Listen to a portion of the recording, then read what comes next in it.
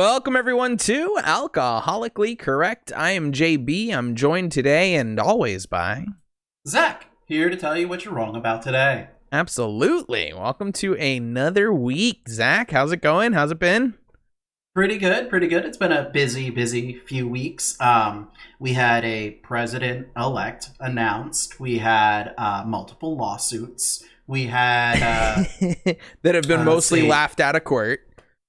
Pretty much all of them have been. Pretty much when the lawyer for the side trying to bring the lawsuit goes, we don't actually have anything of what we're saying that we're here to do. So, yeah. Yeah, I listened in on a few of them because they're open to the public to listen in. Well, the first one I dialed into, it was they didn't know how to use their audio conference line, actually. Oh, that's fun.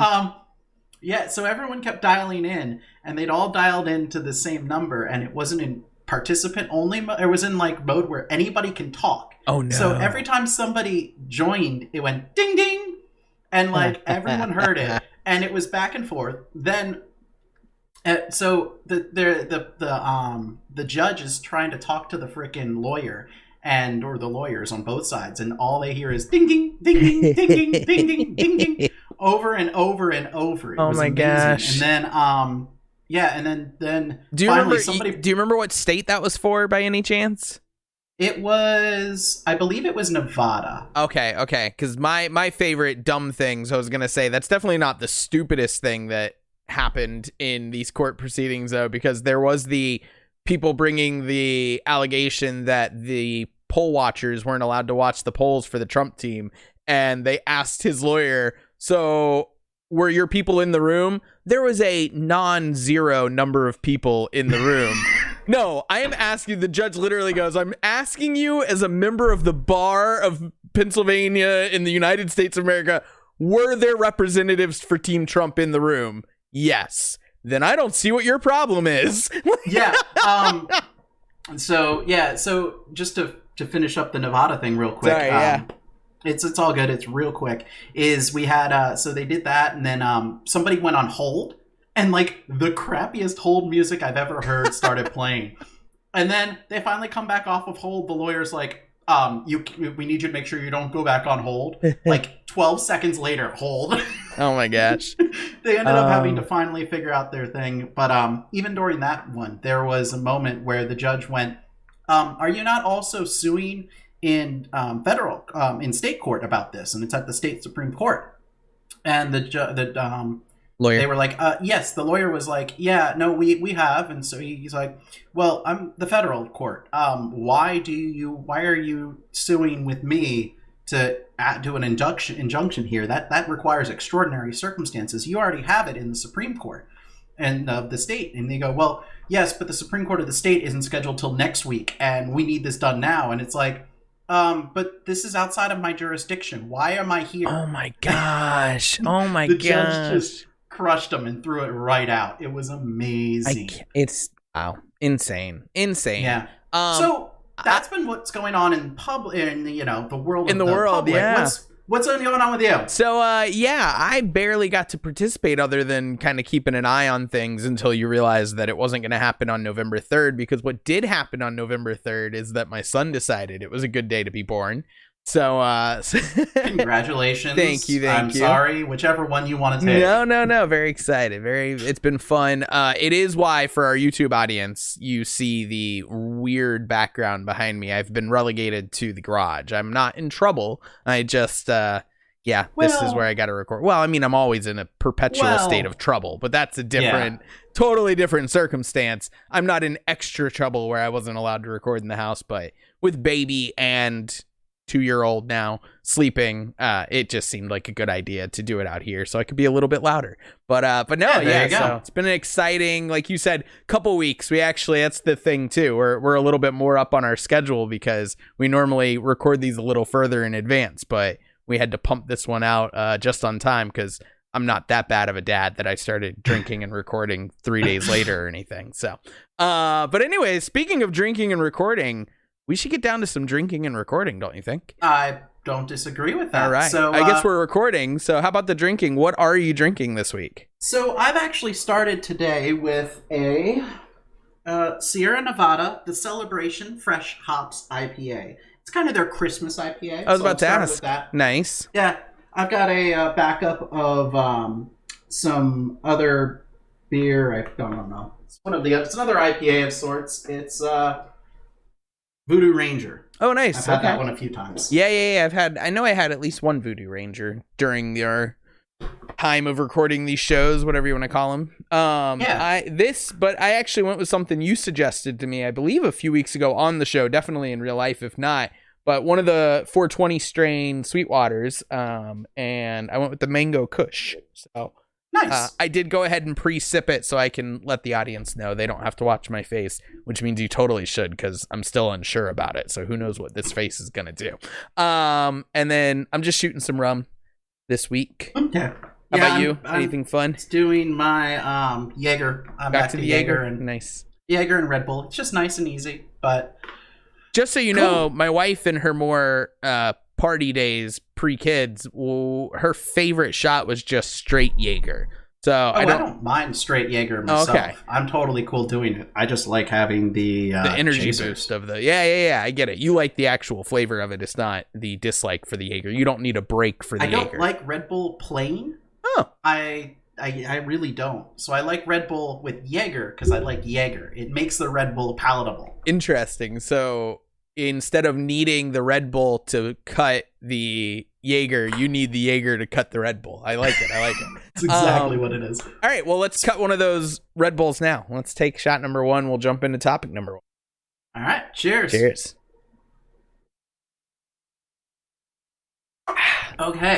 Okay, I'm taking topic number one for us. I believe that's correct, yeah. So, you lay around with the kid a lot. You have, they sleep a lot. So, when you're awake and then they're awake when you're asleep, it's a whole thing.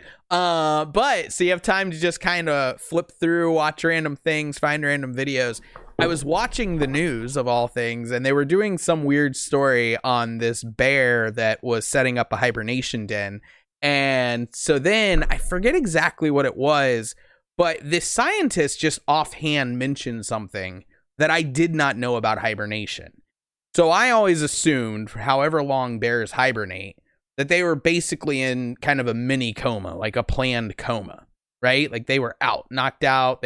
I knew they ate to store up food. Is that your basic understanding? I don't know how much you know about hibernation. You have random knowledge, obviously, of lots of things, but there's a lot about hibernation, so I don't know. I mean, we'll see if I'm a little lost there, because it's not like a coma.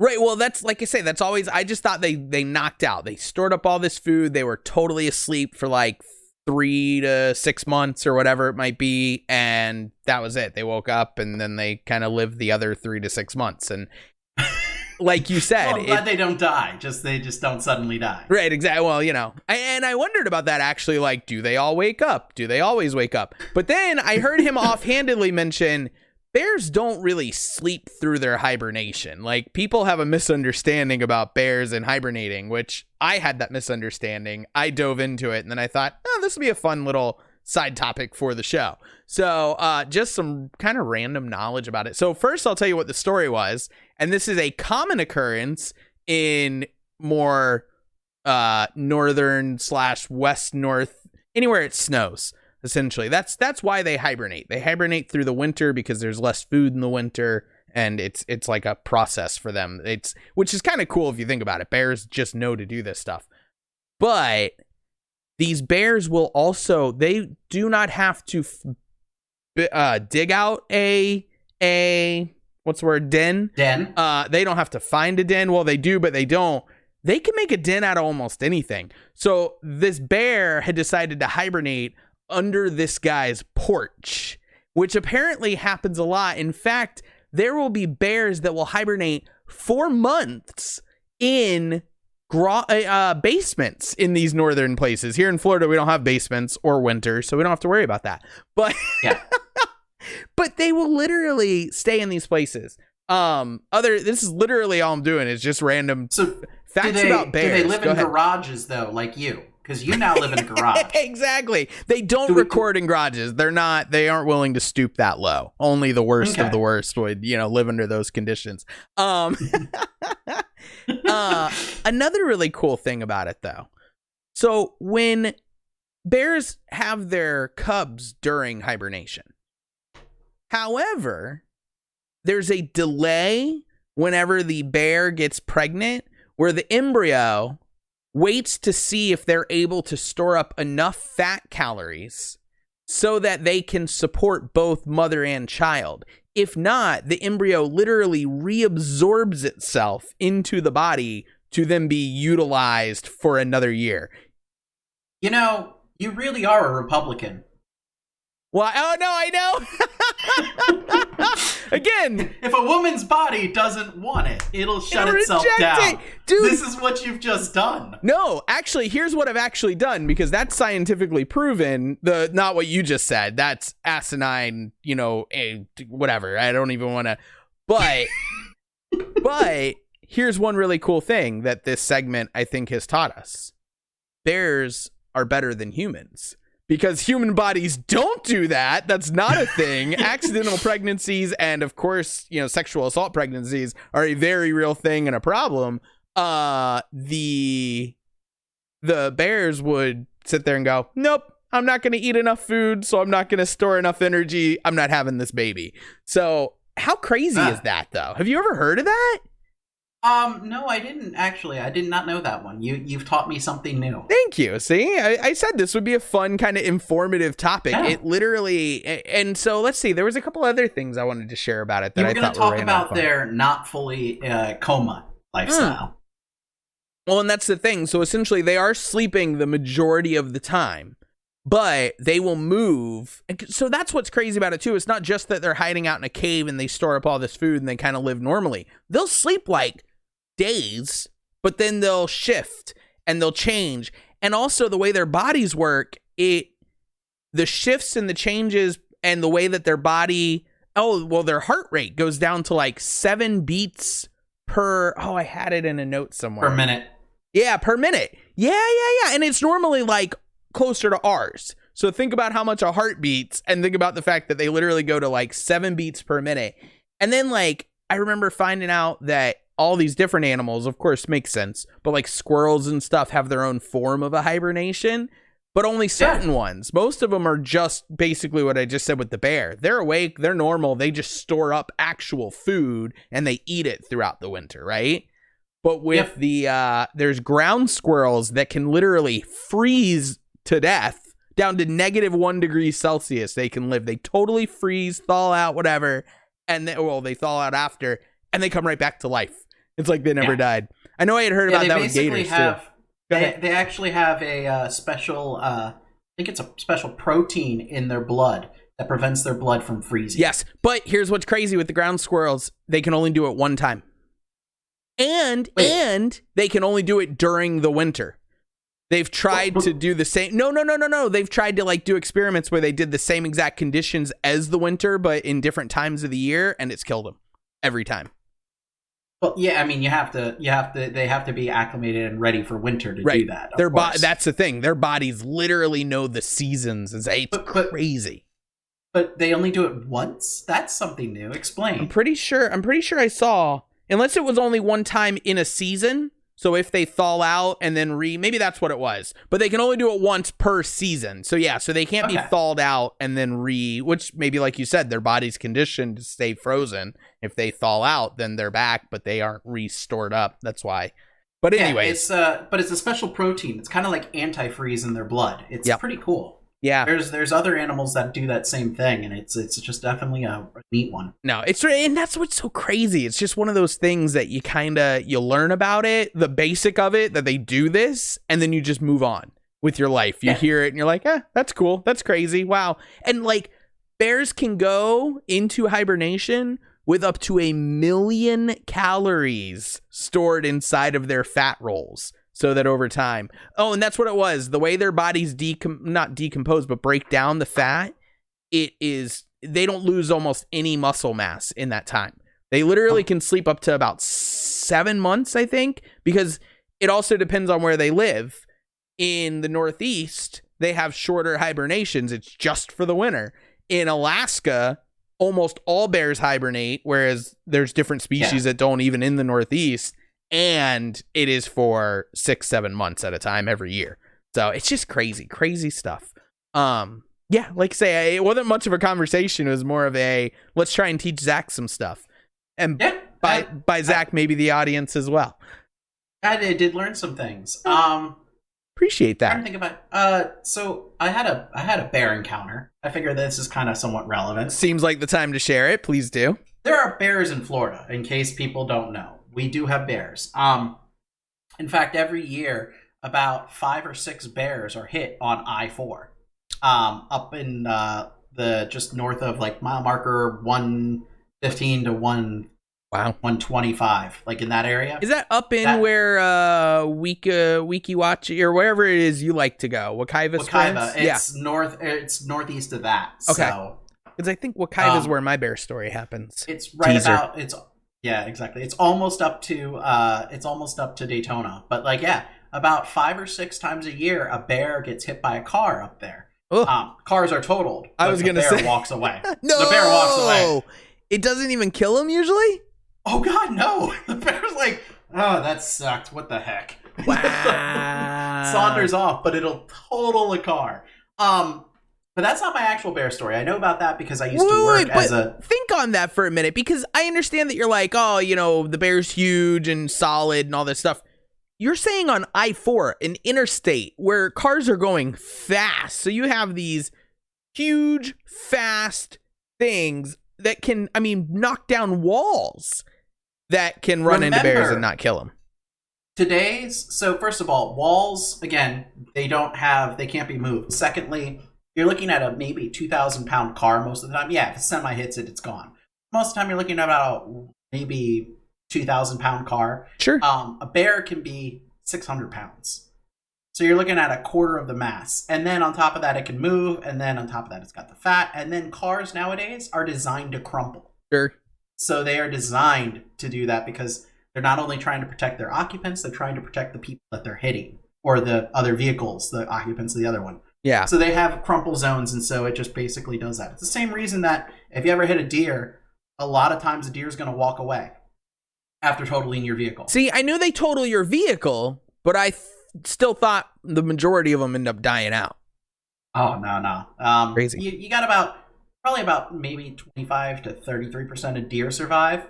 Almost every bear survives, as long as it's not a semi. Sure. Crazy. But yeah, so my story, though, also is in the Wekiva area. Nice. I used to live up that way, and the Wekiva forest is right in my backyard. And I was out there one day. I was lived in an apartment complex. I had a friend from Argentina with me. And we were sitting there, we were talking, and then all of a sudden I heard something at my door, like scratching around at my door. So I open up my front door, and there's a bear right in my front door. So I close my front door. I'm like, fair, there's a bear here. He goes, what? I've never seen a bear. And I went, yeah, there's a bear at my front door. And so he grabs his camera. I'm like, grab your camera. Let's go. He goes, I don't believe you. He goes, grab your camera. Let's go. So we go out, and the bear's in the corridor because it's an outdoor hallway. Bear sees us and starts running away. So what do? We start running after the camera, trying to take shots as it goes. That's amazing. That is, yeah. I remember an episode. Oh, go ahead. It wasn't a like grizzly. It was like a black bear. It didn't have babies. Yeah, it was just a little black bear. Yeah. And it didn't have babies. It wasn't like, there was no reason why it would ever bother a human. Sure. So I'm going to tell a bear story. First, I was going to say, as you were telling the story and as you started chasing it, I was hoping there was a little more to the story, only because I was hoping it was going to be like this episode of Doug. You remember Doug on Nickelodeon when we were growing up? Of course. So, I remember he gets really popular in school because he has this whole story with the Loch Ness Monster. Maybe Skeeter was the one getting popular. And like he keeps adding and embellishing the story because it starts with a real story that happened with he and Doug. And then he starts just going off on these wild tales about it. Of course. And then he's sitting there and he has the whole school's attention. He's giving this story and he's like, and I'm there. And then he jumped up and he got me and I was never seen again. And they all go, what? And they realize like he's making all this up. And so that's how I was hoping the story would end. You were like, and then I got mauled to death by the bear. Speaking of getting mauled to death by a bear, though, not really. We thought we were going to, and I believe it was at Wekiva. We were camping out. I think it was Wekiva. It was somewhere up that way. I don't know where else there we would have been. So we had brought our Labradoodle Bricks with us, R.I.P. And greatest dog, just sweet, gentle, loved people, all this stuff, right? Chocolate Labradoodle. Anyways, not important to the story. I just wanted to, remember him well. But he, and that does not relate to the story. You can keep listening. It doesn't have a tragic end. We camped out. We brought him. Wekiva has lots of bears. It had to be Wekiva in their trees, and everything there says, don't leave any food out. Don't leave any stuff because bears. We didn't. We did really good. What we did do, as I said, was bring a large animal with us that when the bears came out, and they did, and from inside, because he had some lighting outside in the camp area, yeah. I mean, these bears were big. We were in a really big tent. We were like 6 or 8 people. This is pre-COVID days. 6 to 8 people in one really large tent, all kind of bunked up in different corners and stuff. And all of a sudden, our dog sees and hears these bears outside, and he starts going crazy. And we're like, oh my God, Brick, stop. Oh my God, because we're thinking he's going to entice them to come attack our friggin' tent because he won't stop barking at them. I mean, he kept doing it. Bears don't attack people, though. That's the thing that you don't understand. Bears are more scared of people. I guess so. I was going to say, in that instance, though, like, we didn't know that, or we also weren't willing to gamble that and just let him bark away because they were big. I mean, they were like cartoon big head bears. Like, you could see the shadow outside, and this was a full grown bear. And there was like 2 or 3 of them outside. We never looked. Unlike you, we did not take pictures. We did not chase them down. We huddled up inside. Where's your sense of adventure, sir? Where's your sense of adventure? It was cowering inside that sleeping bag right alongside me.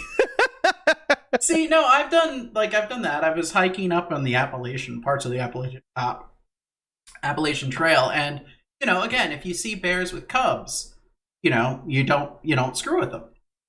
Right. Well, in my case, I was sitting there, and a bear with cubs. I was standing on a path. A bear with cubs comes walking down, and I'm like, well, at this point, it's already here. It's right behind me. I mean, it just showed up. I'm not going to approach it, but I'm going to take a selfie.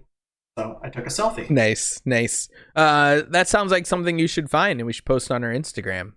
And yeah, I'll have to find it. It's been that was a long while ago. I'll have to figure out where. But yeah, it's Google. Just search "picture with bears," and I'm sure you'll be able to find it. Google's photos really works well.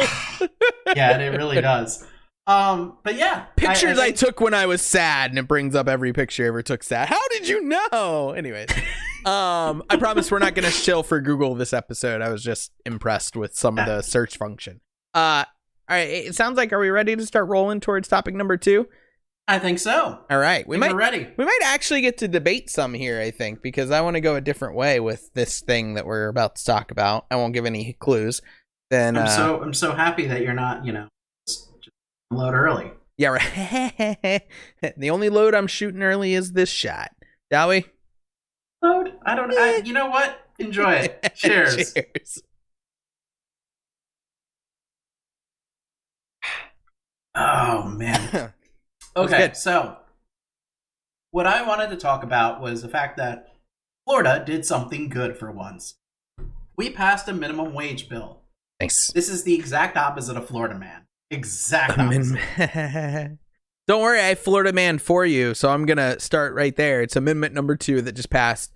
I did vote for Biden. I actually voted for the guy that won. Hopefully he actually gets to, enjoy his victory and take the White House. He will. There's no question. No, yeah. As he said, we're perfectly capable as a country of evicting trespassers from the White House. So, anyways, but I voted no on Amendment 2. Really? I debated back and forth, but I ended up voting no. I'm not pissed that it passed, but I ended up going with no, which I'll explain. That's why I thought maybe we'd get a chance to debate. If it makes you feel better, I'm disappointed in you. I'm very disappointed in you. It does. I wanted our audience to hear us disagree for a change. I thought this would be every episode. We only get to do it every once in a while lately, so it's nice. I think that's more a state of where we are in the world at the moment. Agreed. Versus, because we have plenty to disagree on. We just haven't had a chance because the others, it doesn't matter. So basically, we're talking about minimum wage. So Florida passed a bill. The bill says that we are going to start increasing our minimum wage. I believe it starts at $10 an hour is the new minimum. And then that starts in, I don't remember.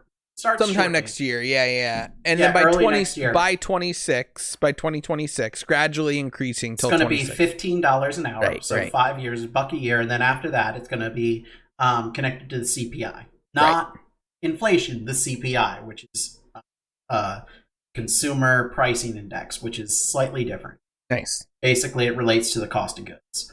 And so that's kind of the game plan. I assume you voted yes. I mean, you said you were disappointed in me. Okay. I am. Of course I voted yes. It makes sense.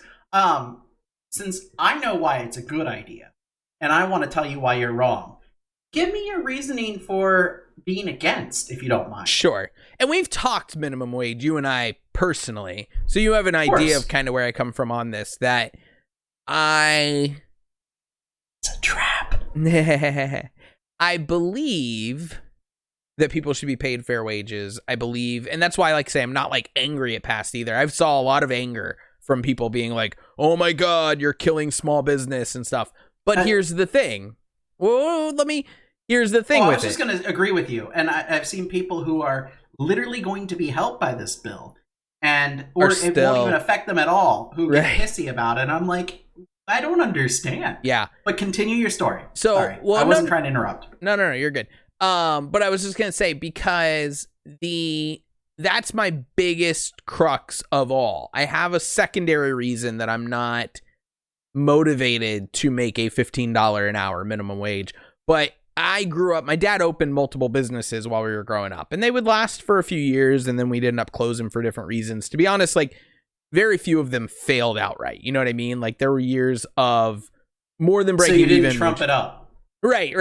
Exactly. We just kind of got screwed over. We ran a grocery store for a while, a Piggly Wiggly, not by any means a tiny small business. In fact, the first ever self-serve grocery store, don't know if you knew that, was Piggly Wiggly. Like, before that, it was always, if you think about the old, like, movies where you'd see someone go into the grocer and tell them, like, yeah, I need a half gallon of milk and a thing of butter and a thing of that. Okay.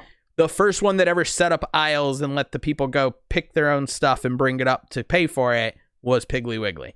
So not your particular dad's Piggly Wiggly. No, sorry. Okay, I was like, I don't know that that's true. How old is your dad? No. Yeah, I was like, I got a question.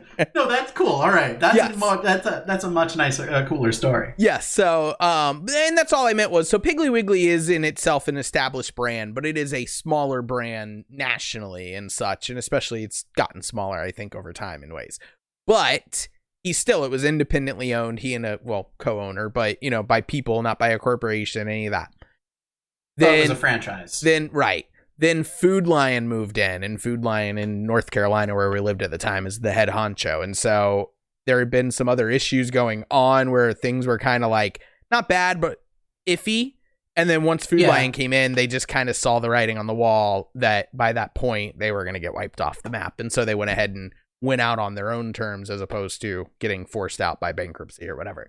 But makes sense. All that to say, not that place, but like my dad's diner and such like that.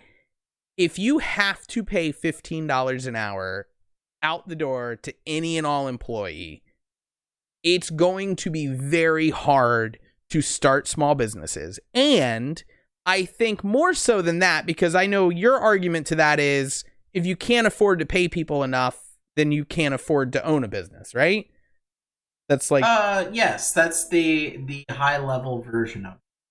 Right. Sorry, I'm not. I don't mean that. No. You can simplify it down because I'm going to do the same to your argument. I'm okay with that. Fair. So, and that's my point is, I don't agree with that outright because, like I say, I think there should be circumstances where certain levels of businesses should have a somewhat 15 just seems really extreme to me. That's 30 grand a year, essentially, I believe, if my math is right, for every employee out the door.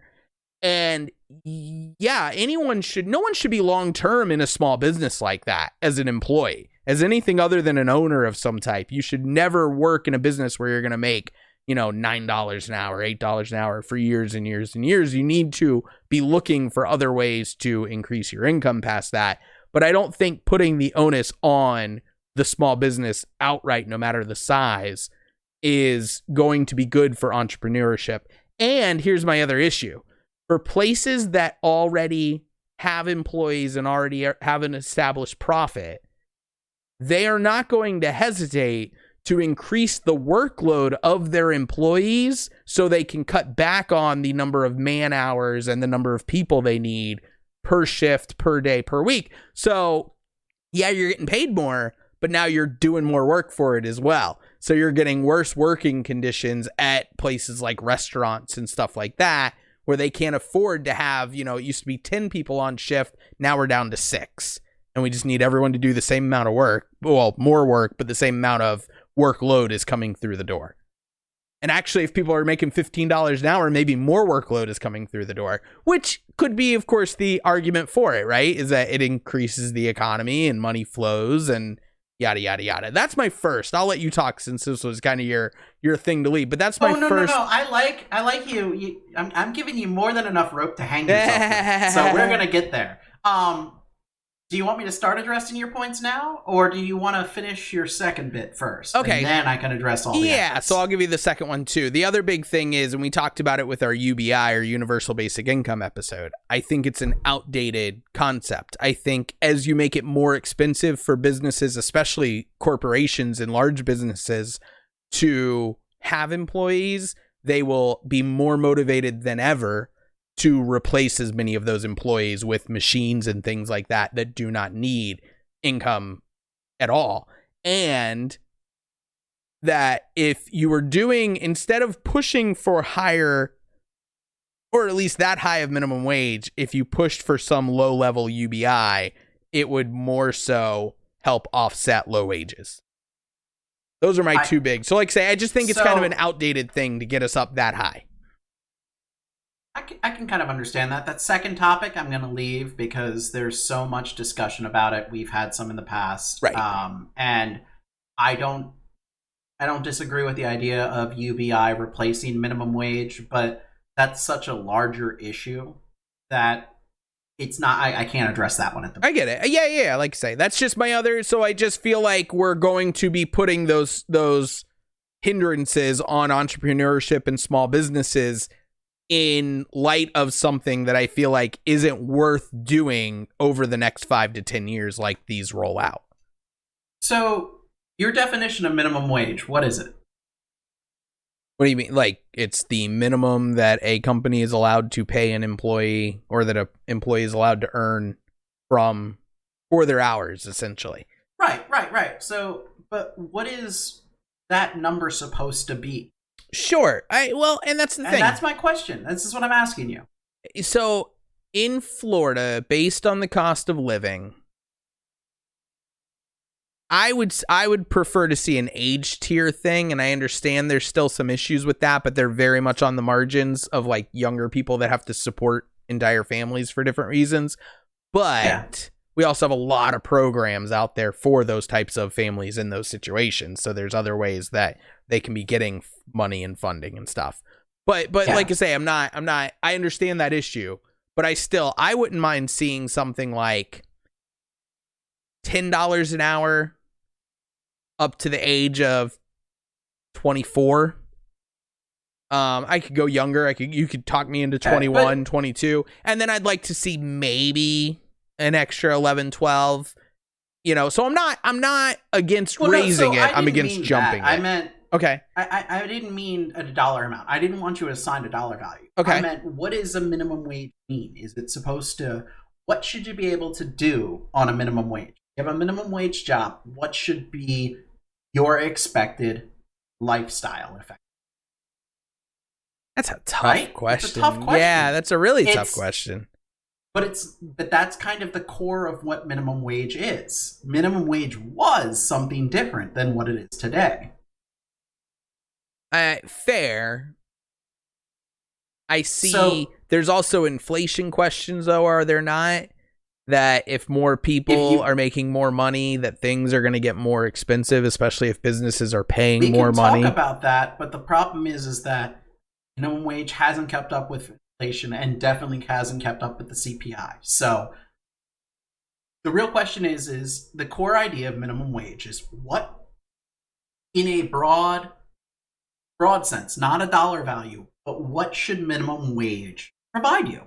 Right. And like you say, I mean, it's a tough question to answer. Which is why I'm doing this. I think a minimum wage full-time job, that's why I think it's age dependent too, right?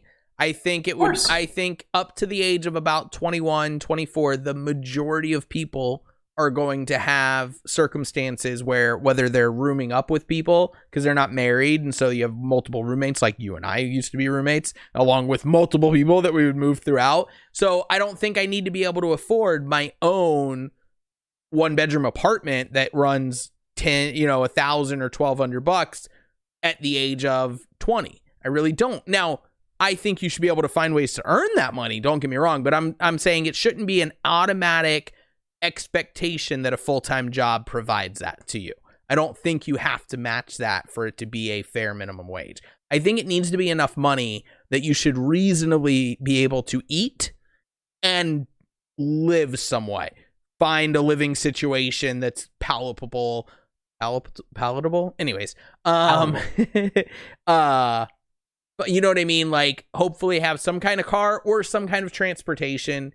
I think that's why programs. Now, again, I'm saying that as the big UBI guy. So I think we as a economy, as a country, should provide more. I don't think businesses necessarily should be fully expected to each individual business. No, I understand. But my whole point there is minimum wage. What should the minimum basically living, like what should it provide you? And even that's what I'm saying. Including UBI. And I gotcha. But without UBI, I think food for sure, more than enough money for food, and then I think enough extra, and enough extra may be an extra $100, $200 a month or a week. I mean, that's another $800. It's not great. You may have to do something extra on the side for a while but I don't think that's terrible. I don't think that every small business should have to carry the load of not letting anyone have to work more than 40 hours to provide the life they want to provide. I don't think it's a realistic expectation. I think it can hurt the economy to put that on every type of business. I really do. That's fair. You'd be wrong. What do you think? Well, no, exactly. Okay, this is where I'm about to go in. So, first of all, like your whole point of small businesses that are just starting, it's really hard for them to go ahead and pay employees a set amount, right?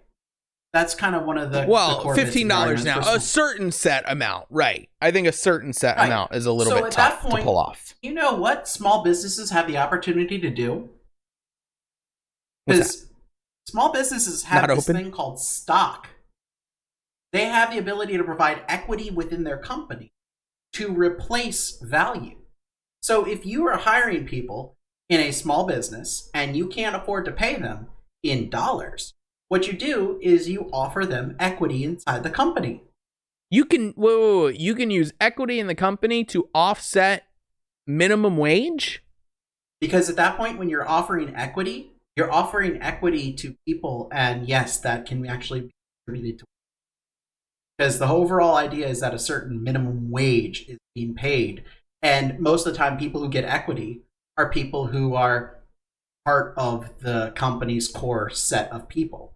So they can actually be salaried. Right. Well, I mean, I kind of alluded to that where I said you don't do those types of jobs without some form of ownership in that job for a long term. That's the same thing but at that point, so you're an owner, you're expecting, your whole argument there was that, I can't afford to pay people $15 an hour. I can only afford to pay people $9 an hour. Well, that could be a problem on your side, not anyone else's side, because minimum wage says this. So, okay, what you do is you hire them on in a managerial style role and you offer them equity into the company.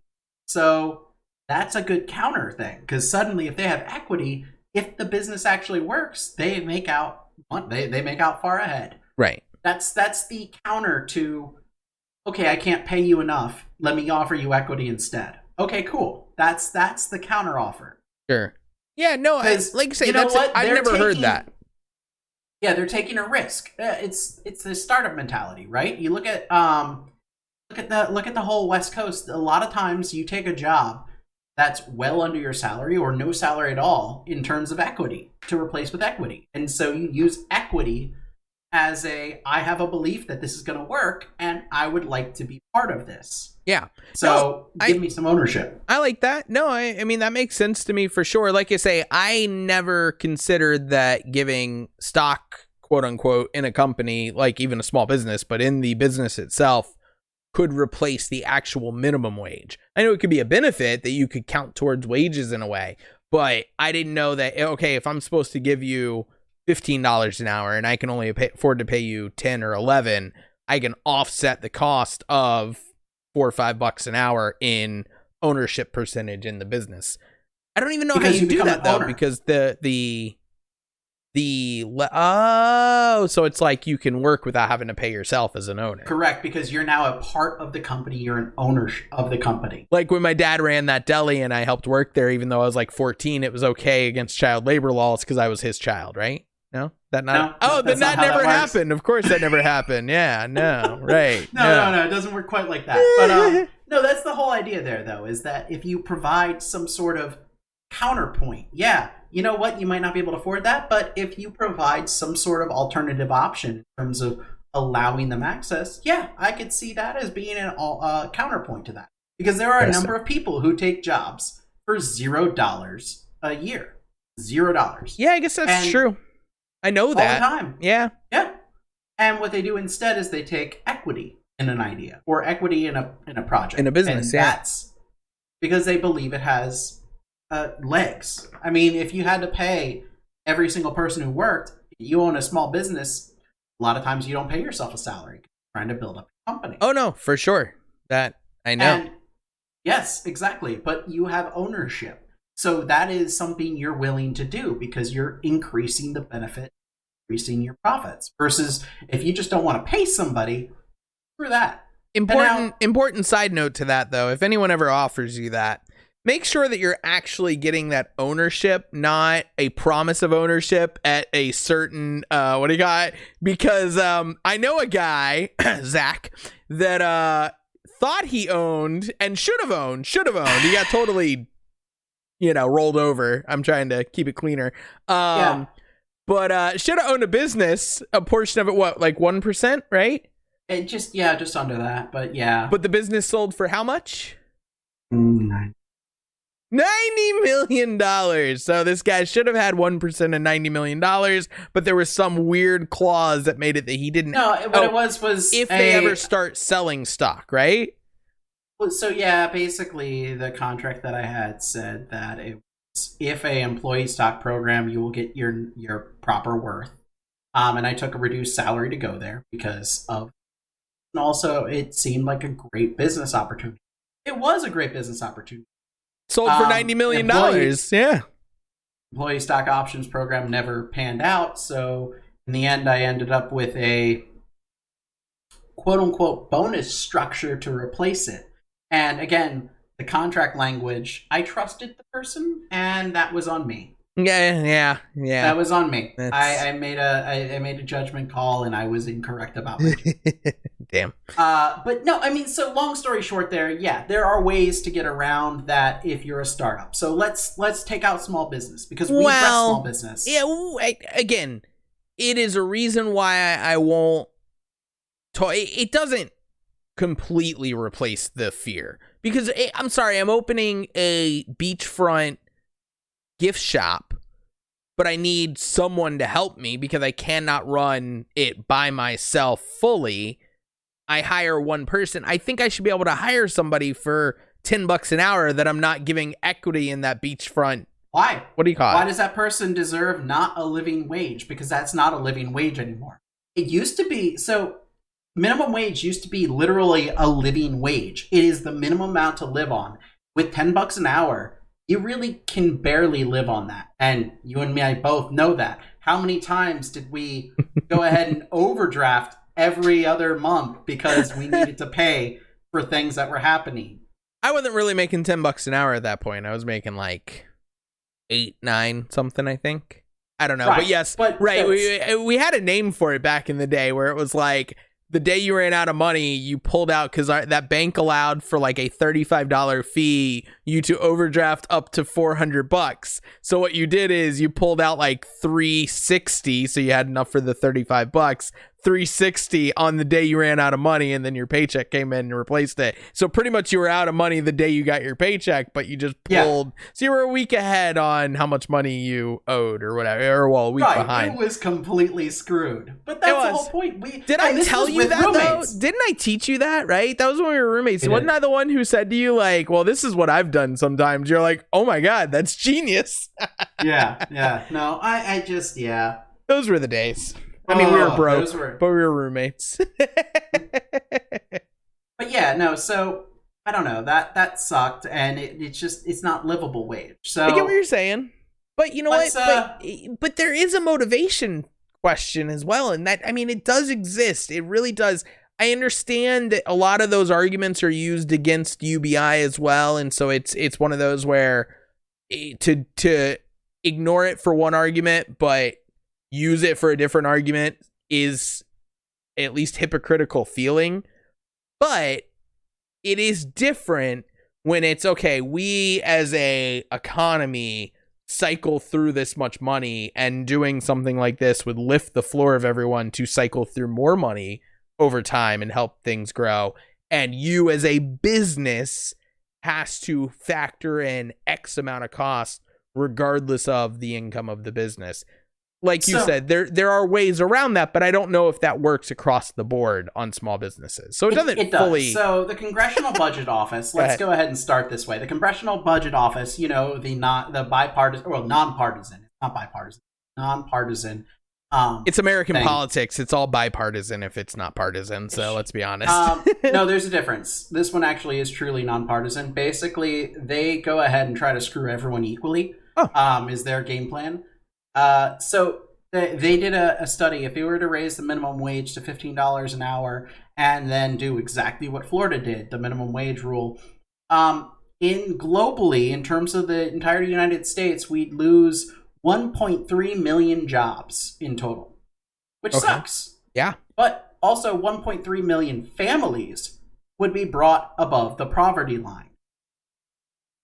Yeah, okay, but not the same 1.3. There's still 1.3 million people that have these jobs that would be lost. Most of them are actually going to be part-time workers, and actually the vast majority are going to be those in the age bracket of 16 to 19. Fair. But again, I would rather have those people have some job than no job, but maybe. But not necessarily at the expense of a family trying to provide for their children. And so I get what you're saying. Hold on. So we're going to have to do a hard cut here. I'm going to have to take a quick break. I'm sorry. Oh, no. It's a pee break? It is. But we're going to actually cut this one out. Okay. We can do that. All right. I'll be right back. Okay.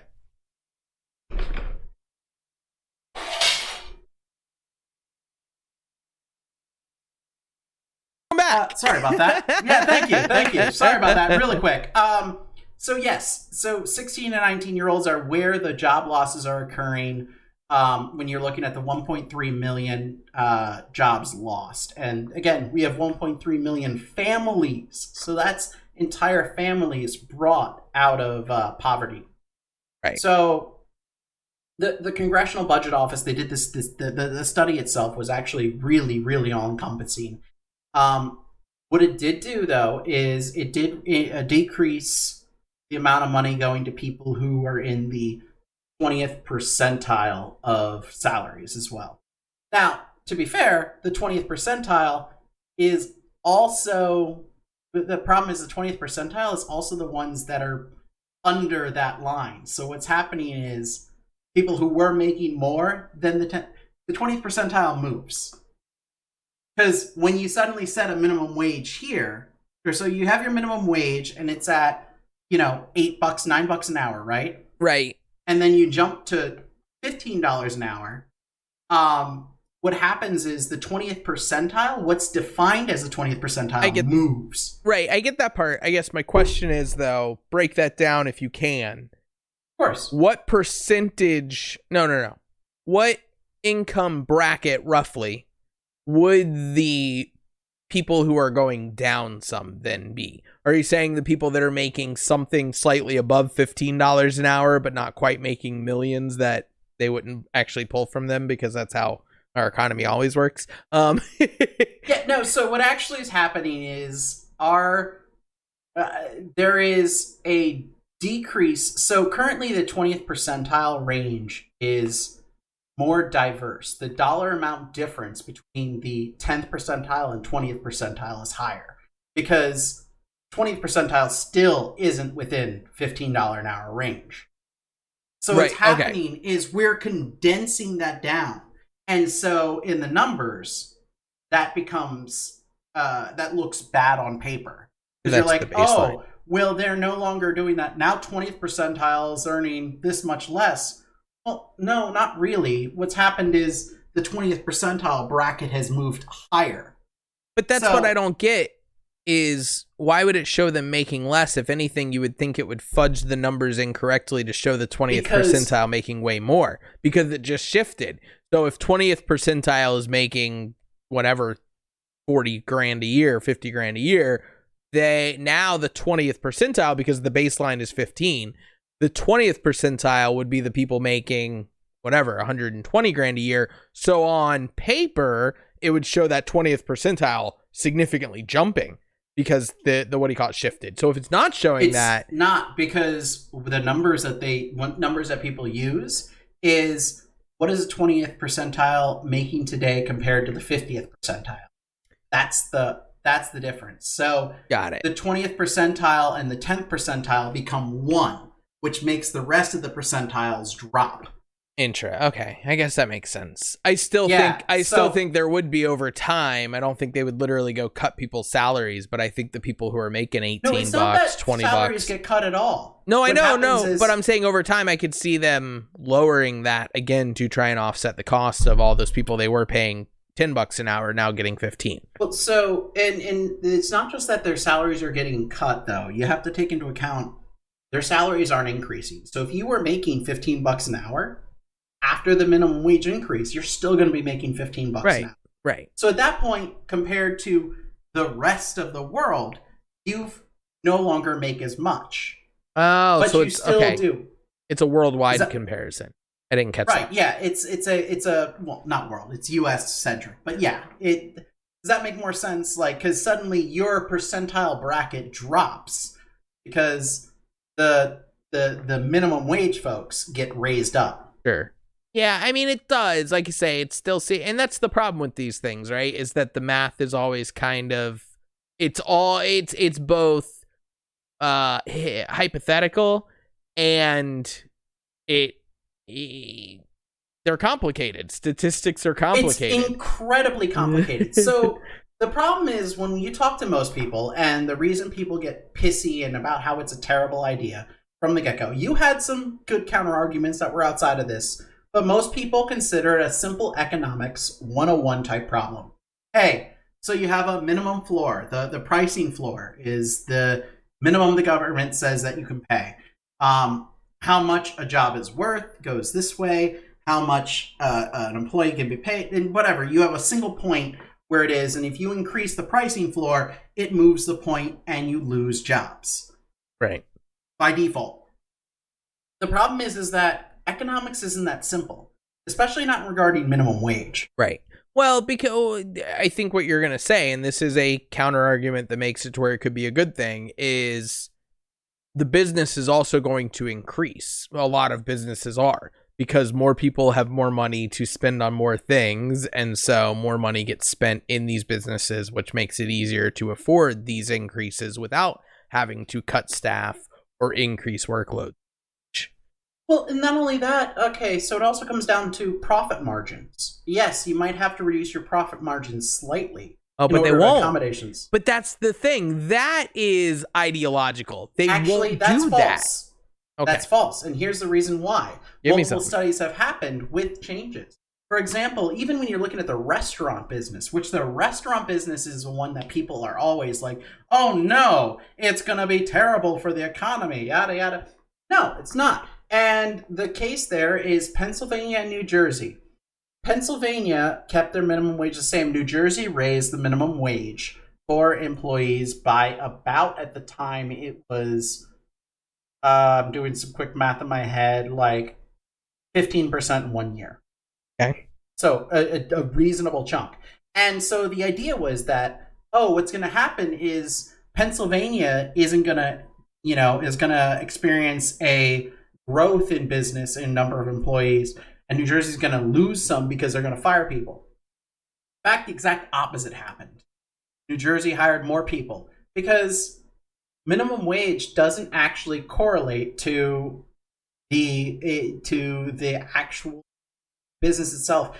When you look at a business, the amount of dollars that go to employee salaries is not really the majority of most businesses. Even in the restaurant business, there are far higher costs.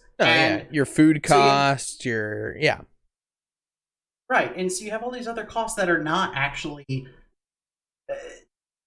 Basically, these costs that aren't. Are you sure though? With restaurants, is it not food cost and then labor? Food costs are the number one. Yeah. Food costs is number one for sure. Actually, and then rent's normally number two. Fair. Rent plus utilities, I would assume. Yeah, exactly. Rent and utilities is normally number two. Employee wages are number three. Number two and number three can be switched, but the whole point there is that it's not the majority of the cost. Right. Yeah, employee salaries are a thing that you have to worry about, but it doesn't really matter that much. And then also you look at every employee. When you look at $15 an hour minimum wage, it doesn't apply to tipped employees. Oh, does it not still? No, it's separate. Tipped employees, when we hit the $15 an hour minimum wage in Florida, I think it hits $11. Oh, wow. That's still a lot, though. That's a lot, because a lot of places to this day still pay like $3 and $4 an hour. Hourly. Except that they legally have to bring it back up to minimum wage if they don't make that much. Sure. On average for the course of a week. Right. So. Yeah. I mean, overall there, though, that's what happened. And even in Pennsylvania, it was the exact opposite scenario. But yeah, up till 1990, you're absolutely correct. Up until 1990, everyone totally thought that minimum wage increases would equate to reduction in jobs and reduction in that. Right. In 1990, we had a guy named Card and Kruger. These two economists. But he went by Freddie. No, he did. These two guys, they were like, no. You guys are all wrong. And everyone's like, excuse me? This has been fact for like 200 years. Minimum wage drops jobs. And they're like, well, you're kind of wrong. And then they presented facts. And since then, economists have completely changed their minds. Because a lot of ones have said, I think like 60 or 70% of economists are like, $15 minimum wage would not actually hurt the economy in the end. Again, it does hurt jobs between the age of 16 and 19. That's not questionable. It's not only that age, though. There are part-time workers that are... There's a lot of elderly workers that are part-time. And that's an important thing. It is. I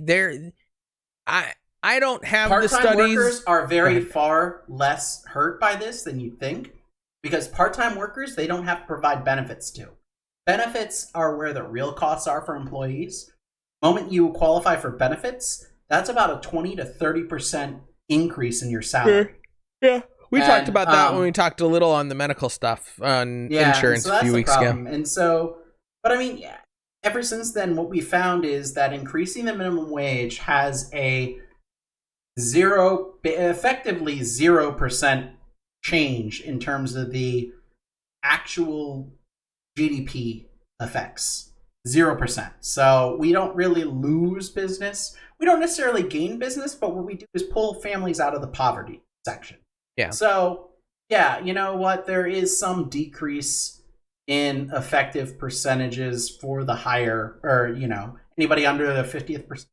There's some defective, like, you know what? If I'm making $60,000 a year and the lowest people are making $20,000 a year, $18,000 a year, or whatever it is, if they get bumped up to $30,000 a year, suddenly I make effectively less, but I don't really, because the economy doesn't actually change based on those numbers. So for an increase to $15 an hour, our expected pricing increase for goods is 0.5 to 0.7%. Well, and I'll leave for my points on this topic. I mean, obviously, whatever you got, but I did have the conversation with my dad, who is as we've alluded to, my family, very conservative, very, double Trump voter, all that. But I was actually surprised by his perspective, because I said to him that I voted no on that, and I told him why. And he said, but honestly, in Florida, it really doesn't matter. He said, especially in this area, he said, once Disney and Universal went to $15 an hour, everywhere, he the manager now at a retail store, he said we had to increase our wages, because if you're not paying that, they're just going to go work at the theme parks. Correct. And my question is, how much did our cost of goods increase with that? Right. And they really haven't. They didn't noticed, because increase. I mean, theme park tickets get more expensive, but they do that anyways. They were doing that no matter what happened. That's related to a lot of things, including trying to quell the crowd, so to speak, that you have coming in. That's exactly what it is. Yep. But anyways, it's that is the true basic cost economics 101 line that we're talking about. But I didn't even really touch on a lot of the other things. I mean, I had things about, for example, think about, it's not a perfect equation. It's not a simple 1-to-1, because employees, if you want to hire somebody, there is about 3 months worth of salary costs to bring them on board. Between having to find somebody to hire somebody, you have to have the HR team hire them, you have to have the training, you have to have this. So employees have an inherent value. When the market is, if it were a true free market, you would be able to, you'd have to keep your employees by increasing their salaries. When you have a monopolistic market, say, for example, Disney, that doesn't actually exist, because Disney, for example, in the Orlando area, as you just described, owns so much of the market that they set the market rate. Right. So they set it at $9.25. That's what it is. Oh. So when they say 15, now they're gaining more than $9.25 of value from every employee, but they're only paying them $9.25. And yes, companies should make profit, but the question is, should they make $21 an hour per employee, or should they make, a reasonable percentage? So that's another thing, even though I said I was done. That's where I'm kind of ending. I'm good there. Well, that's one of the things that I think has made me more liberal than I used to be, was realizing that businesses, just because they answer to big businesses, because they answer to stockholders and all, and because of CEOs looking to keep their jobs and then find better jobs, they always have to improve on their profit margin. And I'm like, wait, why does the margin have to go up? If the profit percentage, if you're still turning these profits, if you're making more money than you were, I don't understand why you need to make more while the people who are working there don't need to make more. That doesn't make sense to me. So, yeah. Yeah, the margin has to increase between you versus your employee. And that's the problem. And that's because we actually ruled in court that it is legally required that companies have the best interests of stockholders as the key, not as of the employee. Right. Yeah, that's some stuff. So like you say, it's made me more liberal. We definitely could, but we won't, because it's going to be another nice long episode, and we got one more topic to go. Yeah. All right. So for our last topic, I'm also going to be talking. We haven't taken our shot. You're right. I'm so sorry. Priorities, my friend. Priorities. All right. I completely forgot them. Whoop. All All right, right. you ready? Cheers. Salute.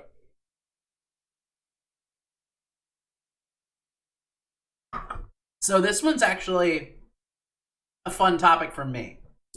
Well, we promised last week, quote unquote, the last week you saw, that we would talk about this. So you are going to talk about it. I appreciate you helping us keep promises.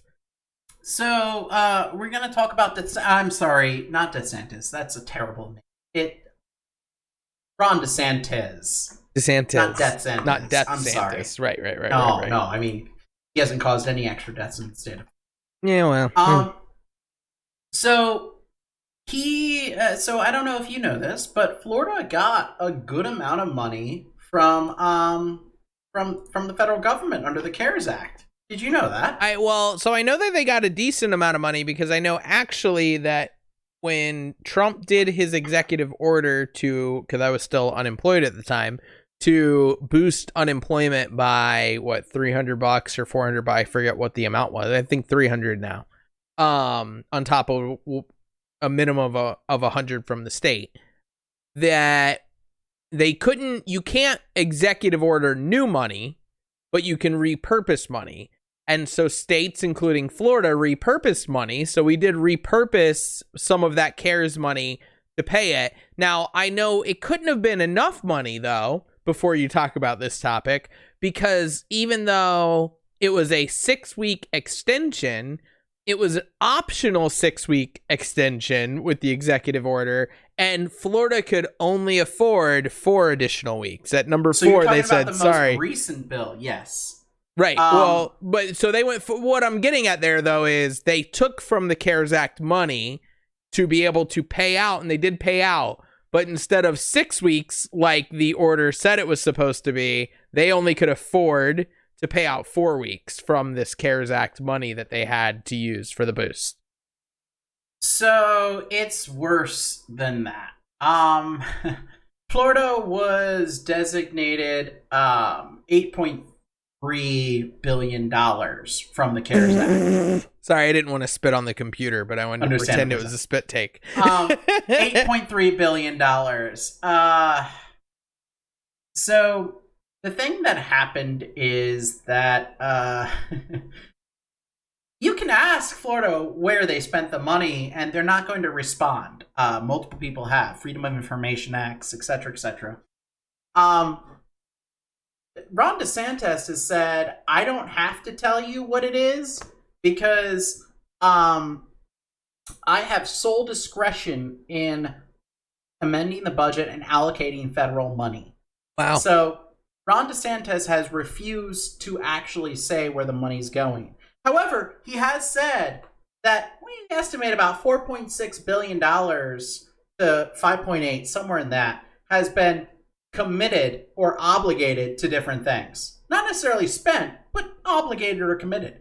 You ask him what it is, the answer is, that's not your business. Can't tell you. Wait. Can't tell you. Does he actually have sole discretion with federal money to spend it? I'm guessing so, because you look defeated. Yeah, but mostly. It's well, at this point, when you look at the makeup of Florida's legislature, yeah. It depends on the interpretation of the Constitution of Florida's Constitution. And right. So, yeah, it's just, yeah, it's rough. So, we're just going to assume the high end. So we're going to call it $6 billion of the $8.5 billion, both rounded up equally, are just allocated or obligated to things. Now, what they were spent on, we will never find out, or we might once he is no longer in office. But it is sole discretion of the governor. In fact, wow, my favorite friend here, Rick Scott, Mr. Skeletor himself, was was very upset about how people were spending the CARES Act.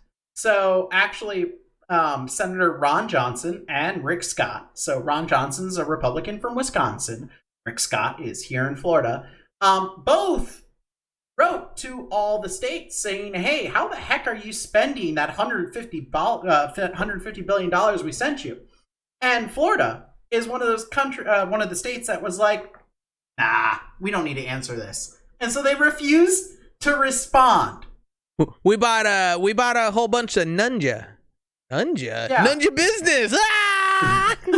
And you know what? You can totally picture DeSantis actually doing that. Like, he has that frat boy, whatever personality where you can picture him doing it and hanging up and being like, told them. We have $8 billion that Florida's government received that we don't know how they spend. Now, he cut $1 billion out of the state budget, and he didn't disclose how he was going to spend the $8 billion he got from federal. Like, so he said the state budget has an underflow, so I'm cutting things. I'm cutting $1 billion out of the state budget. But he got $8 billion in cash from the federal government. If you want to get madder, I don't know if you caught this in your research of this, but part of what he cut that $1 billion spending on during the pandemic was virtual school funding. That's correct. One of the big You're cuts. Not wrong. Nope. Yep. That's in there. I'm glad you brought that up because what the hell? What the hell? I'm sorry, COVID money, which is essentially what that was. COVID money, and you go, I got to make some cuts. First thing, virtual school. You know, the safest option for school for people. I got $8 billion, but oh no, we have a underfunding situation, and therefore of like $1 billion, so I'm cutting things. And it's like, what are you doing with the $8 billion? Nope, you don't need to know. That's not for you to know. Crazy. And he's been ignoring Freedom of Information Act requests. Florida has the Sunshine Laws, which should be freaking everything is open. Anything and everything is open. Like you have a meeting with somebody, you're supposed to report it, and yet he's just in there not. Wow. Yeah. Something else. So I've heard his name floated as a 24 candidate if Trump doesn't run. I hope he runs because this will blow up in his face. Or should. Gosh. Well, it should. No, exactly. Come on, man. Hey, Trump is literally grifting money right now off of his supporters with these insane fake court cases. They will fall in line behind DeSantis if he can BS enough, which clearly if he's telling the federal government you have no right to know what I'm doing with the federal funding, he will totally BS people and they'll be like, this guy, he's the new Trump. We love him. Wow. Oh boy. Wow. But I think that's all I got for you. All right. No, that's fair. I appreciate you looking into that. So basically you looked into the $4 billion missing dollars and found that they're basically missing and we have no, actually it's closer to 8 missing. Right. 4 billion's obligated. 8 billion's missing. We don't know where the 4 billion have gone. Well, like you say, I'll give them credit. They gave us 4 out of the 6 weeks of boosted unemployment with part of that money. So, you know, I'm sure that $300 a week they were giving to those people really, you know, totally accounts for $4 billion. Exactly. Anyways, all right. So we'll leave it on that. We'll ask everyone to please like, subscribe, enjoy the video, and let us know what you thought in the comments. Cheers. All right. Cheers.